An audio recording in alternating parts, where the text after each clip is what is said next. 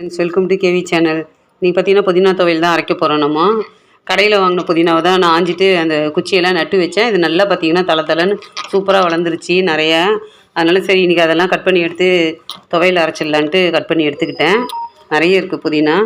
ஒரு கடாயில் எண்ணெய் ஊற்றி எண்ணெய் காஞ்சதான் நம்ம உளுத்தம் பருப்பு போட்டு செவக்கட்டோன்னு காஞ்ச மிளகா போட்டுக்கலாம். காஞ்ச மிளகா வறுபட்டை தான் அலசி வச்சுருக்கிற புதினாவை போட்டு 2 பச்சை மிளகாவையும் போட்டு நல்லா வதக்கிக்கலாம். இது பச்சை மிளகா காஞ்ச மிளகா ரெண்டும் சேர்த்து போட்டு அரைக்கும் போது பார்த்திங்கன்னா துவையல் நல்லா டேஸ்ட்டாக இருக்கும், நல்லாயிருக்கும். அது ஒரு சின்ன நெல்லிக்காய் சைஸ் அளவு புளியும் போட்டுக்கலாம். நல்லா வதங்கிருச்சு. இப்போ தேங்காயும் போட்டு ஒரு 2 கலர் கிளறிக்கலாம்.